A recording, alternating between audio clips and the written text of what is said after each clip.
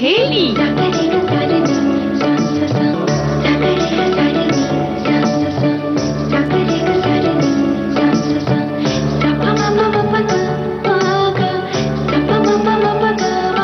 सखी सहेली।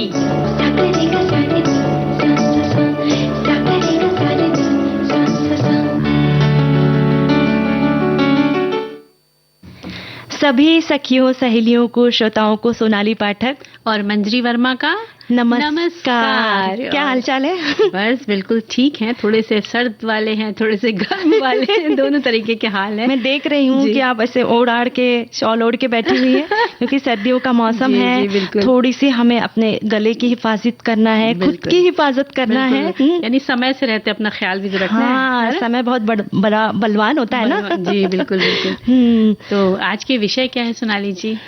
आज सबसे पहले तो आज हम व्यंजन विधियां बताएंगे और साथ ही समय का नियोजन कैसे किया जाए इसके बारे में भी हम जानकारी देंगे। और सखी विशेष में हम लतिका कट्ट जो मूर्तिकार है उनके बारे में जानकारी देंगे। और आज एक खास दिन है, आज सरदार वल्लभ भाई पटेल की पुण्यतिथि है जी। तो आज ही के दिन यानी 15 दिसंबर 1950 को सरदार पटेल का मुंबई में निधन हुआ था। वे भारत के पहले गृह मंत्री थे। उन्हें नवीन भारत का निर्माता भी कहा जाता है। आजादी के बाद देसी रियासतों का एकीकरण कर अखंड भारत के निर्माण में उनके योगदान को भुलाया नहीं जा सकता। उन्होंने देश के करीब 562 छोटी बड़ी रियासतों का भारत में विलय करवाया था। और बारडोली सत्याग्रह आंदोलन के सफल होने के बाद वल्लभ भाई पटेल को सरदार की उपाधि प्रदान की गई। महात्मा गांधी ने उन्हें लौह पुरुष की उपाधि दी थी। उन्होंने भारतीय प्रशासनिक सेवाओं को मजबूत बनाने पर काफी जोर दिया था। उनका ये मानना था कि भारतीय प्रशासनिक सेवाएं देश को एक रखने में अहम भूमिका निभाती हैं। और हमारे साथी भी बहुत संदेश लिखकर भेज रहे हैं। हमारे एक साथी लिखते हैं कि सरदार वल्लभ भाई पटेल जी देश के उन प्रमुख स्वतंत्रता सेनानियों में से एक थे जिन्होंने भारत को आजादी दिलाने में महत्वपूर्ण भूमिका निभाई थी। आजादी के बाद बिना जंग के सरदार पटेल जी ने 565 रियासतों का विलय भारत में करवाया था। यही वजह है कि लोग उन्हें लौह पुरुष भी कहते हैं। उनके दूरदर्शी नेतृत्व और देश की एकता के प्रति अटूट प्रतिबद्धता ने आधुनिक भारत की नींव रखी। उनका अनुकरणीय कार्य हमें एक मजबूत, अधिक एकजुट देश के निर्माण की दिशा में मार्गदर्शन करता है। और एक संदेश में लिखते हैं कि सरदार वल्लभ भाई पटेल जी की आज के दिन पुण्यतिथि मनाई जाती है। ये हमारे देश के प्रथम लौह पुरुष रहे हैं। स्वतंत्रता सेनानी के रूप में भारत को स्वतंत्रता दिलाने में उनका योगदान सराहनीय है, किंतु उससे ज्यादा सराहनीय कार्य आजाद भारत के स्वतंत्र रियासतों को आजाद भारत में विलय कराने में है। भारत के प्रथम गृह मंत्री के रूप में उन्होंने अद्भुत कार्य किया है। उनकी पुण्यतिथि पर उन्हें श्रद्धांजलि अर्पित करते हैं। हमारे साथी बहुत संदेश लिखकर भेज रहे हैं। बहुत सारे हमारे साथी एक ही तरह के संदेश हैं, इसलिए मैं कुछ पढ़ रही हूँ कि एक हमारे लिखते हैं कि एक एकीकृत स्वतंत्र राष्ट्र में अपने एकीकरण का उन्होंने मार्गदर्शन किया। भारत और अन्य जगहों पर उन्हें अक्सर हिंदी, उर्दू और फारसी में सरदार कहा जाता था, जिसका अर्थ है प्रमुख। उन्होंने भारत के राजनीतिक एकीकरण और 1947 के भारत पाकिस्तान युद्ध के दौरान गृह मंत्री के रूप में कार्य किया था। तो हम और वर्ष 1991 में सरदार पटेल जी को मरणोपरांत भारत रत्न से सम्मानित किया गया था। हम उन्हें याद कर श्रद्धा सुमन अर्पित करते हैं।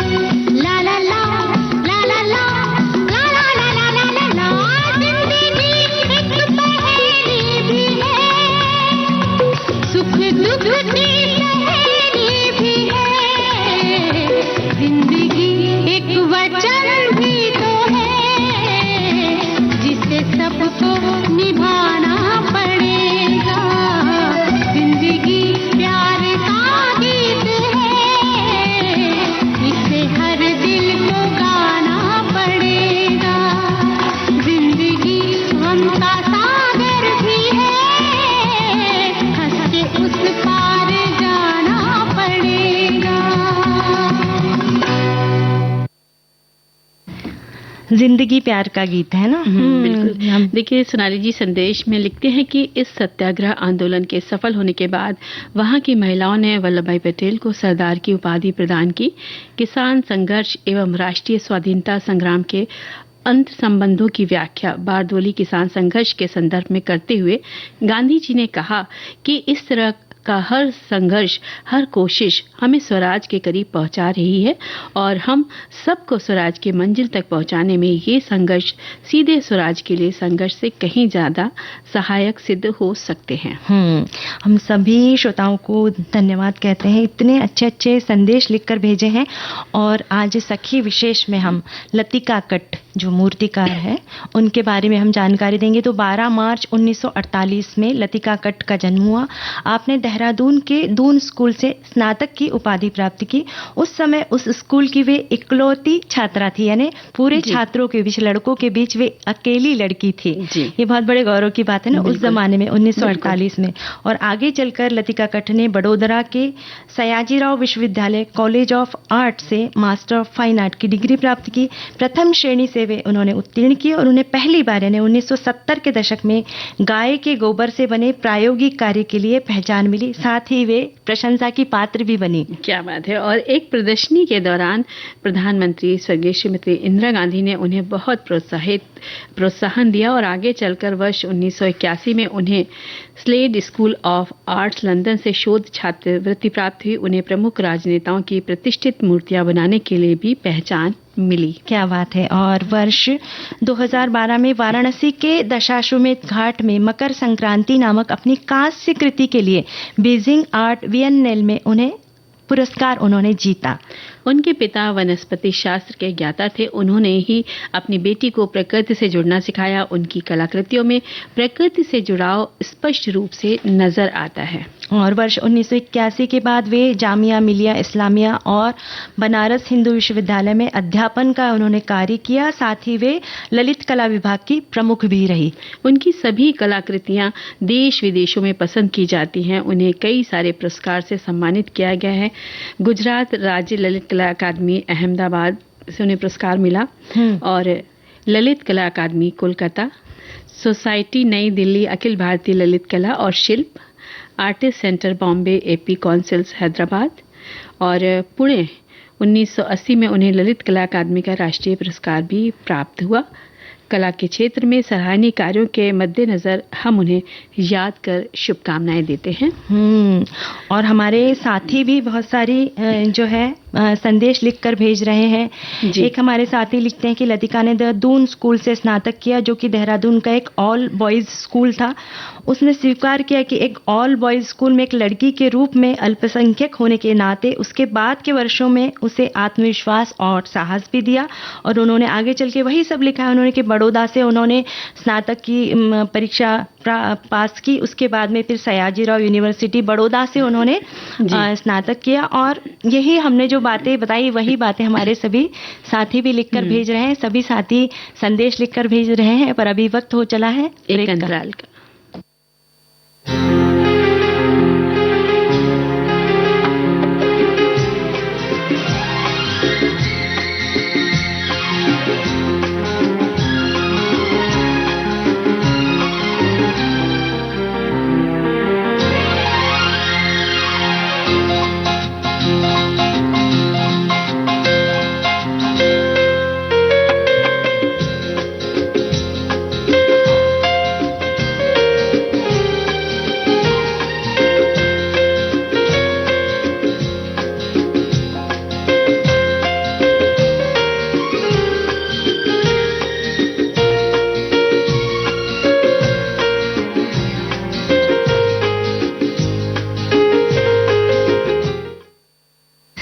अंतराल के बाद हम फिर हाजिर हैं सखी सहेली में और करते हैं सभी का स्वागत। और अब एक गीत सुन लेते हैं जी।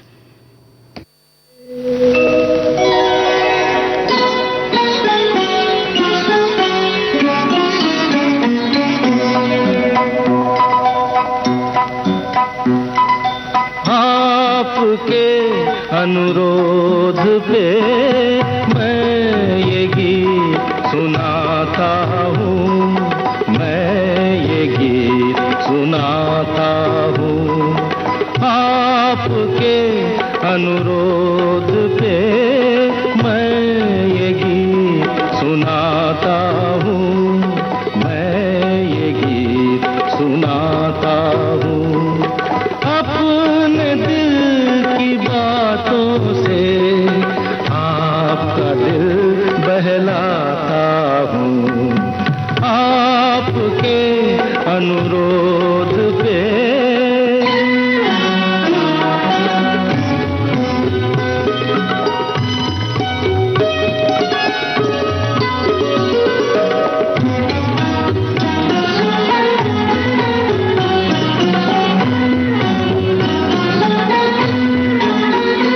मत पूछो औरों के दुख में ये प्रेम कभी क्यों रोता है। मत पूछो औरों के दुख में ये प्रेम कभी क्यों रोता है।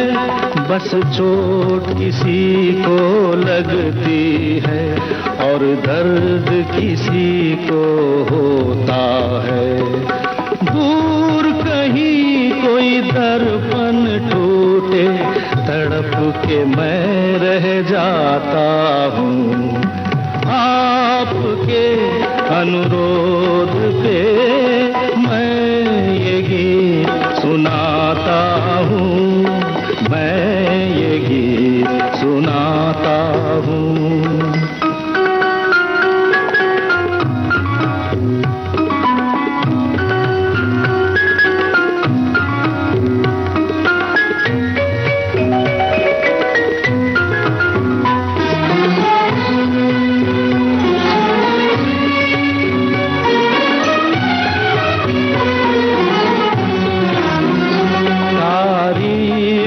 जिसकी करता हूँ तारीफ मैं जिसकी करता हूँ, क्या रूप है वो क्या खुशबू है। कुछ बात नहीं ऐसी कोई, ये एक सुरों का जादू है।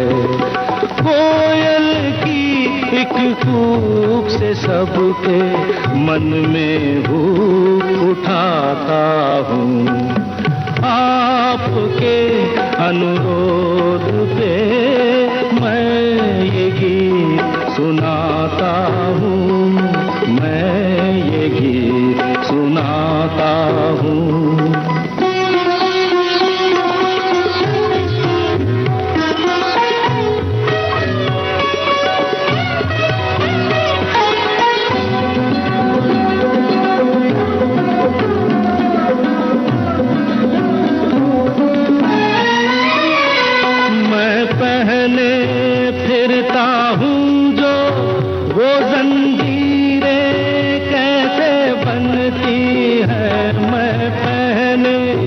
फिरता हूँ जो वो जंजीरें कैसे बनती है।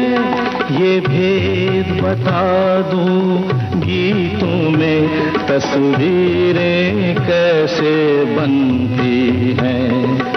सुंदर होठों की लाली से मैं रंग रूप चुराता हूँ, आपके अनुरोध पे मैं ये गीत सुनाता हूँ, मैं ये गीत सुनाता हूँ। अपने दिल की बातों से आपका दिल बहलाता हूँ, आपके अनुरोध पे।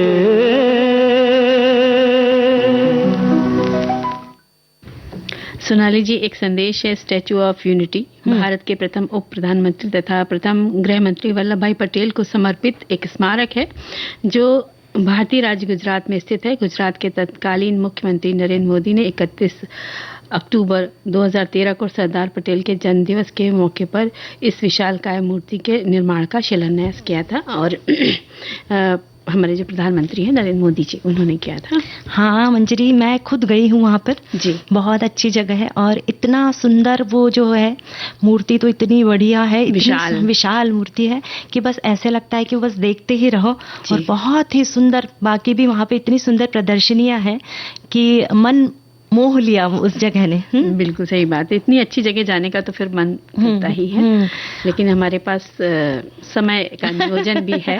समय का नियोजन बहुत जरूरी होता है कि अगर कहीं घूमने जाना है तो भी हमें समय का ध्यान रखना पड़ता है कि भाई चलो बच्चों की अभी परीक्षाएं आने वाली हैं तो अभी नहीं जा सकते, पर उसका नियोजन की छुट्टियां लगने वाली है तो उस पहले ही हमें नियोजन करना पड़ता है कि भाई नहीं, हमें टिकट करवाने पड़ेंगे अगर कहीं घूमने जाना। तो समय जो है बहुत ही मूल्यवान होता है और समय अगर हाथ से निकल गया तो लौट कर कभी नहीं आता है।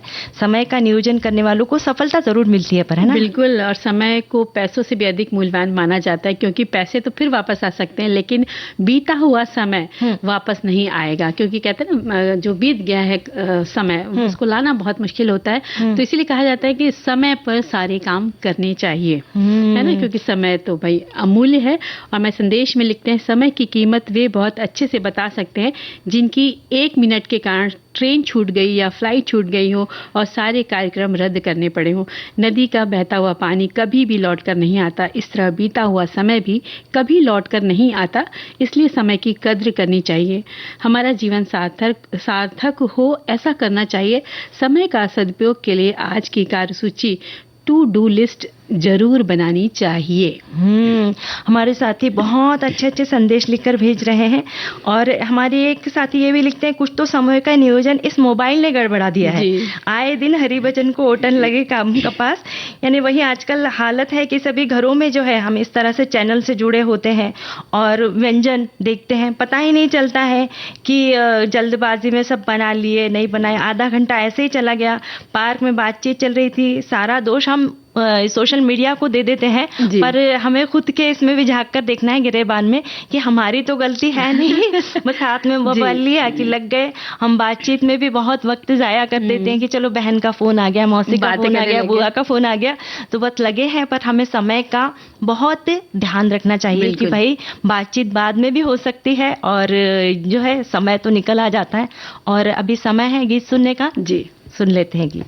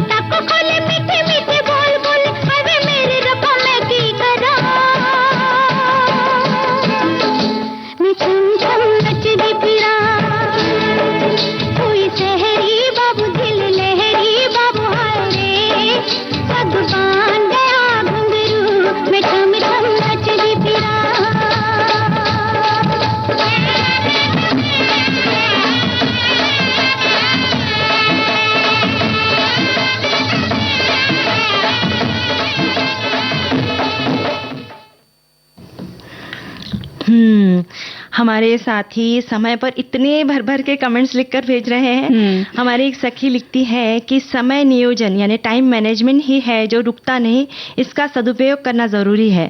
अगर हम हर एक कार्य के लिए समय नियोजन करते हैं तो हड़बड़ी नहीं होती और निश्चित होकर टेंशन फ्री रह सकते हैं, जिससे हमारा स्वास्थ्य भी ठीक रहेगा। सुबह से दिन भर के सारे कामों की लिस्ट बना ले, हर एक का समय निर्धारित कर ले, वक्त पर सब काम होंगे। इसका फायदा परिवार को भी होगा क्योंकि उन्हें भी आप अपना वक्त दोगे। समय नियोजन के लिए अलार्म लगाए, सुबह टाइम पर उठे, व्यायाम भी करें और मन को और शरीर को मजबूत बनाए।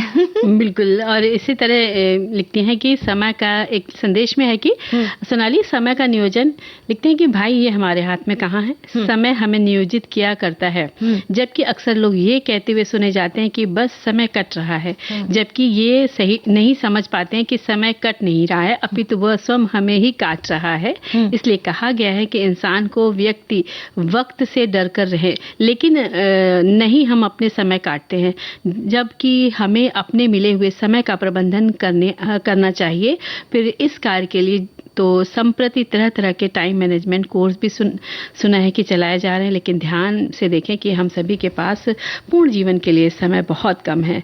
इसलिए अपने जीवन और चारोपन, बाल विवाह, पौध और आगे के जीवन को प्रबंधन के साथ करें। और समय कह रहा है कि अभी ब्रेक लिया जाए।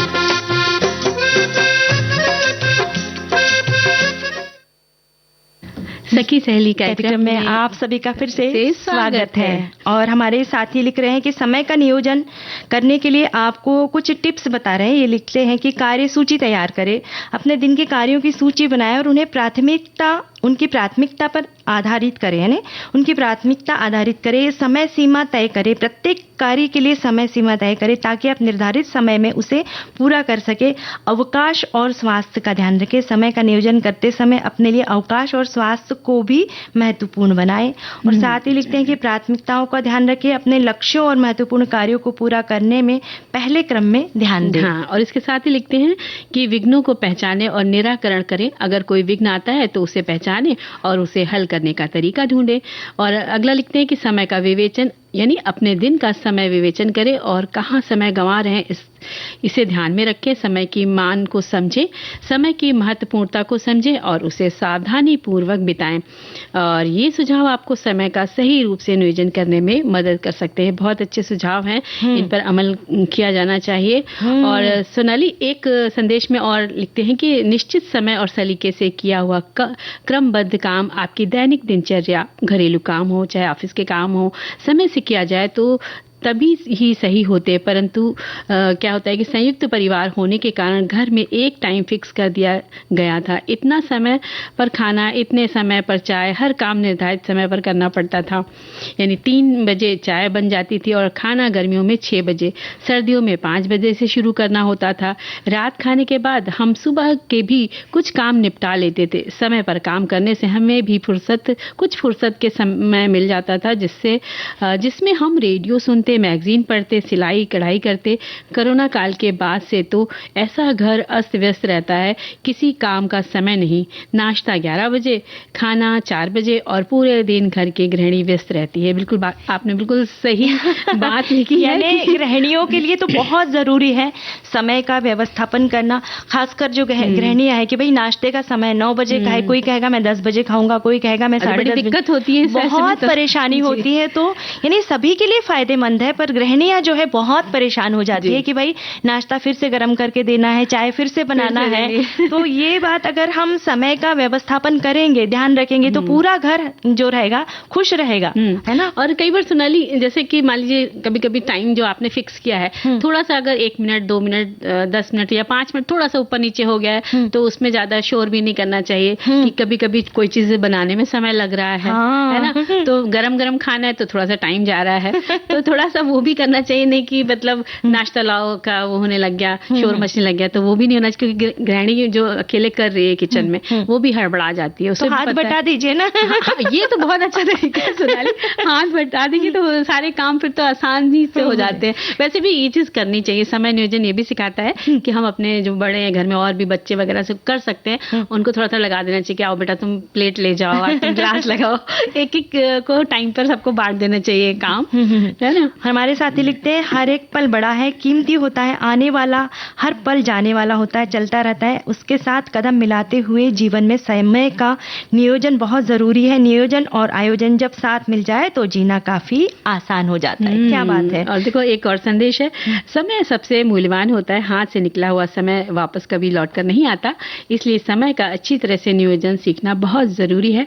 समय का अच्छा नियोजन करने से इंसान को अपनी जिंदगी में सफलता जरूर मिलती है। बिल्कुल बिल्कुल सही बात है, इस बात को गांठ बांध कर रखनी चाहिए कि हमें हर काम अपना समय से करना चाहिए। हाँ, और समय जो है एक मूल्यवान संसाधन है जो हमारे जीवन में महत्वपूर्ण भूमिका निभाता है। समय अस्थायी होता है और अपने दौरान हमें नई संभावनाएं और अवसर प्रदान करता है।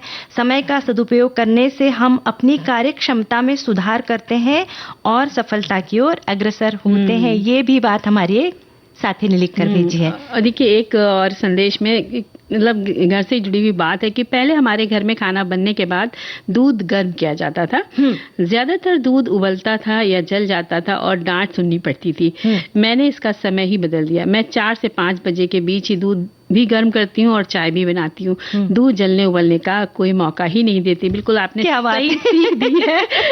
यानी समय के नियोजन का इससे अच्छा उदाहरण क्या है कि बवाल ही काट दिया। एक ही बार में दूध गर्म होगा, एक ही बार में चाय बनेगी। जब चाय बनेगी उसी वक्त दूध गर्म होगा और जब चाय बनाते हैं उस वक्त हम वहीं खड़े रहते हैं। किचन में खड़े थे तो उसी वक्त दूध भी गर्म हो जाएगा, चाय भी बन जाएगी। इसी तरह हमें सभी कामों को करना चाहिए। दिन भर का जो व्यवस्थापन अगर हम कर ले तो फिर कुछ जलेगा नहीं और बस किचन से तो खुशबू ही खुशबू आएगी। वैसे कई बार सोनाली होता है ऐसे ही है कि जैसे दूध बस चढ़ाया और हम देख भी रहे हैं कि उबलने वाला है, उसी समय हमें लगेगा इसी टाइम में कुछ दूसरी चीज उठा लें। आप उठाने झुके नहीं कि वो मास्टर दूध बाहर आया, बह गया। हाँ। और जब हम कई बार इतनी देर खड़े रहते हैं कि अब ऊपर आएगा दूध, तो वो हमें बहुत बहुत इंतजार करवाता है। हमने जरा सी नजर इधर फेरी कि बस दूध बह गया। ये तो घर घर की कहानी है। घर घर की कहानी है। और गीत सुन ले। हाँ बिल्कुल।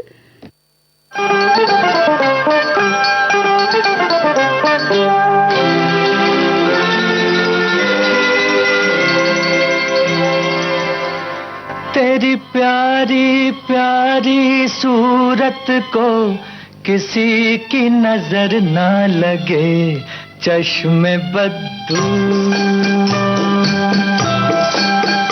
तेरी प्यारी प्यारी सूरत को किसी की नजर ना लगे, चश्मे बद्दू। मुखड़े को छुपा लो आंचल में, कहीं मेरी नजर ना लगे, चश्मे बद्दू।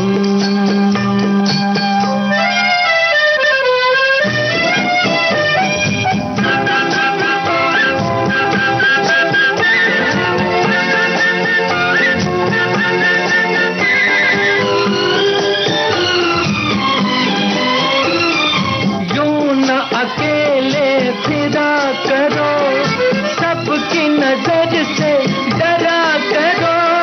यूं न अकेले फिरा करो, सबकी नजर से डरा करो।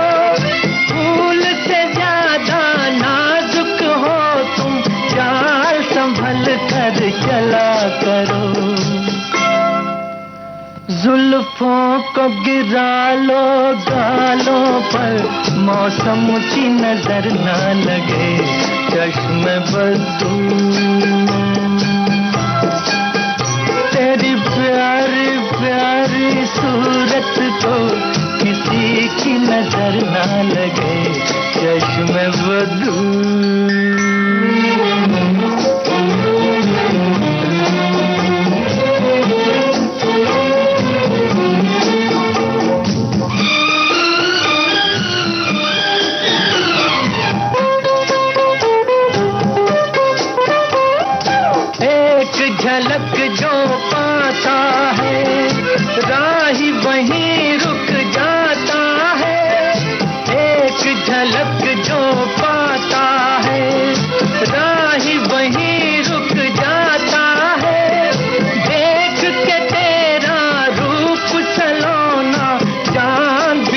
मुझको झुकाता है।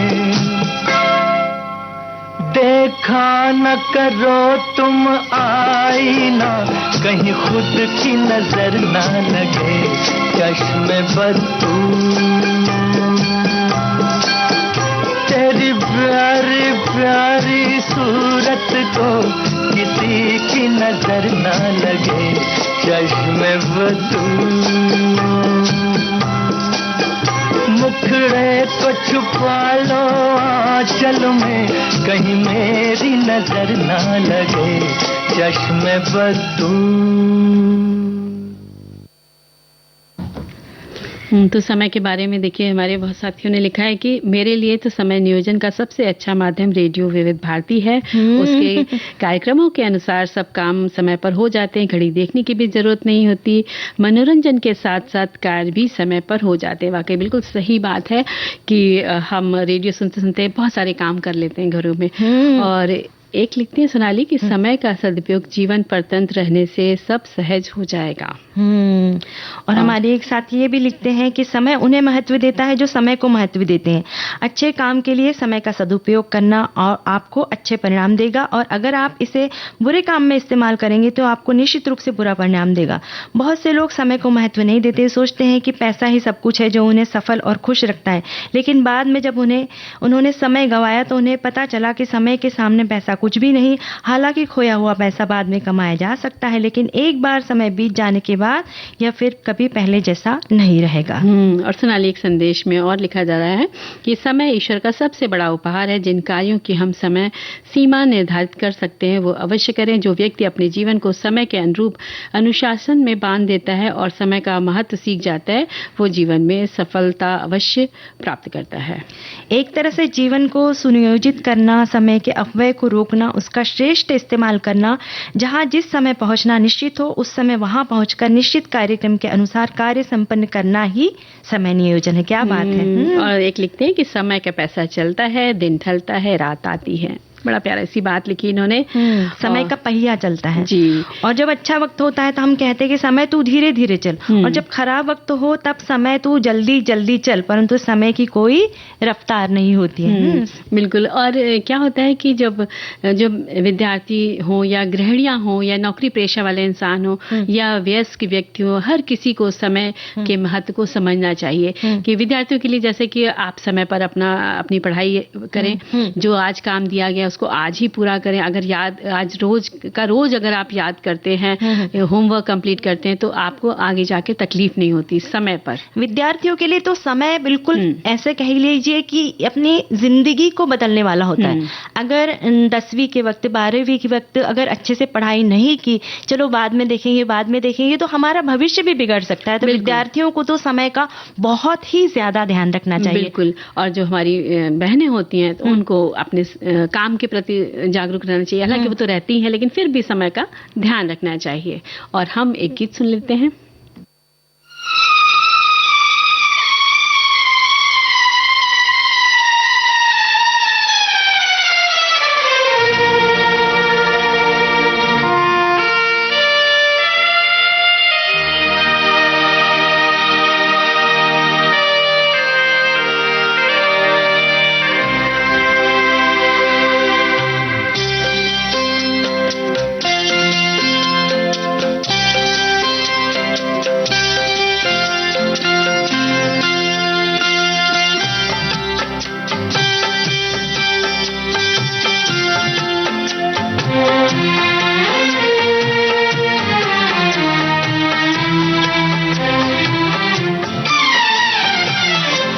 सागर किनारे दिल ये पुकारे, तू जो नहीं तो मेरा कोई नहीं है हो। सागर किनारे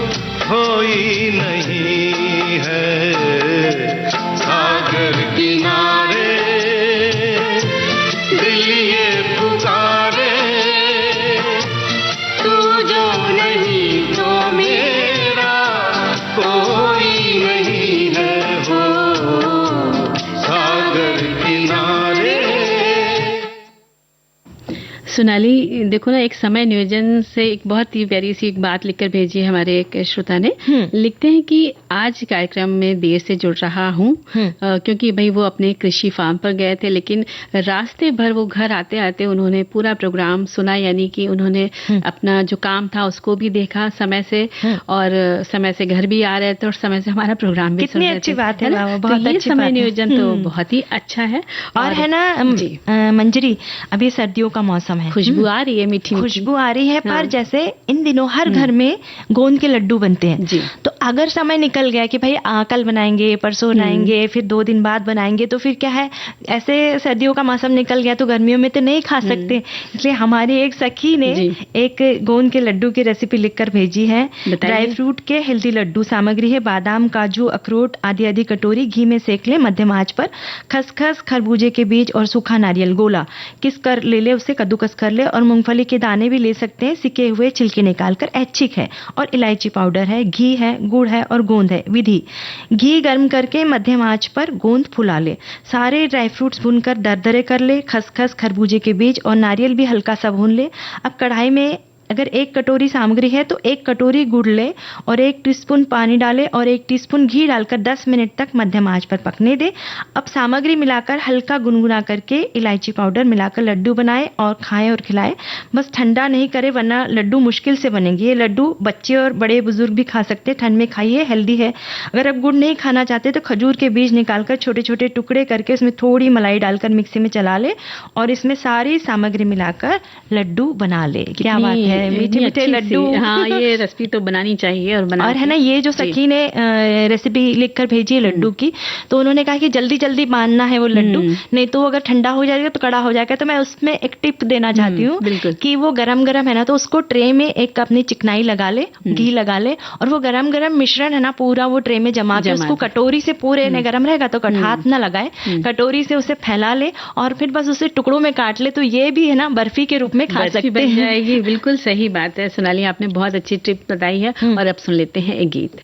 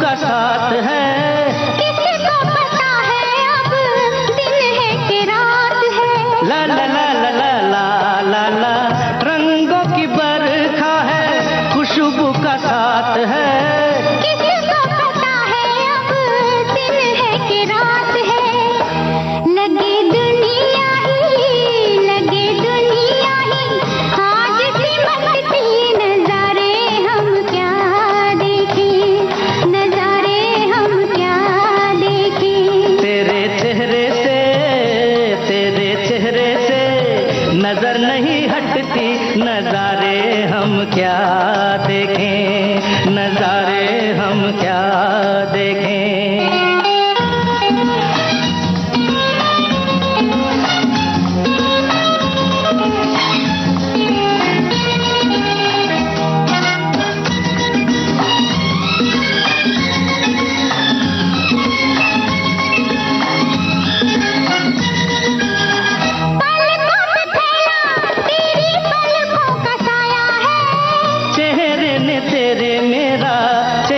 छुपाया है,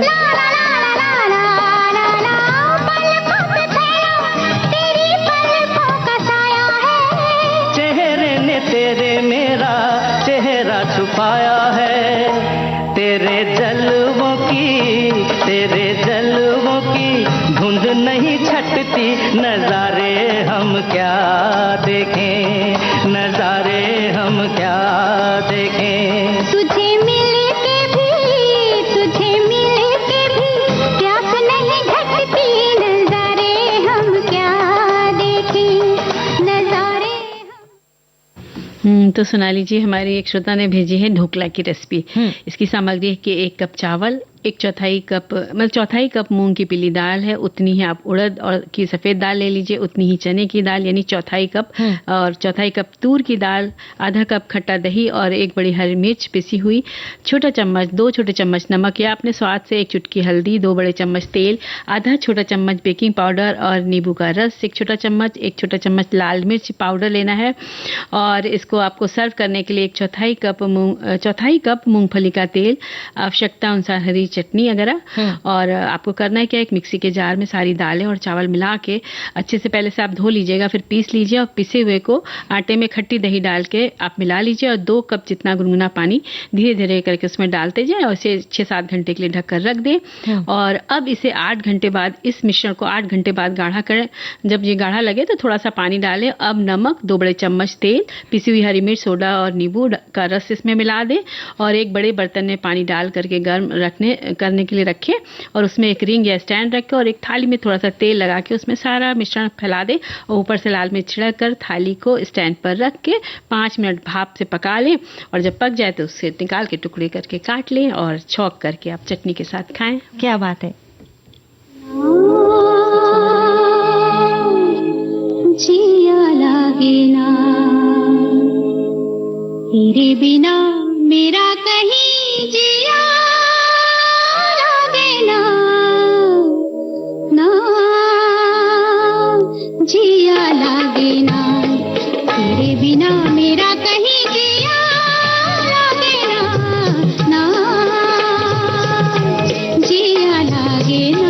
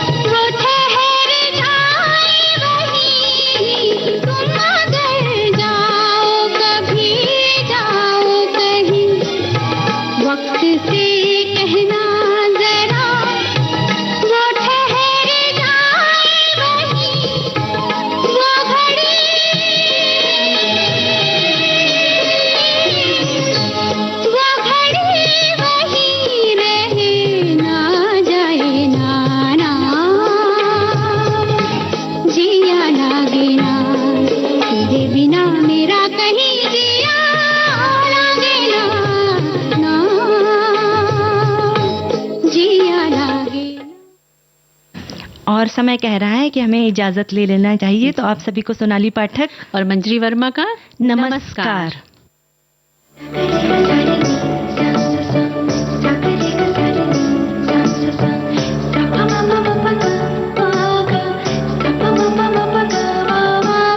सखी सहेली।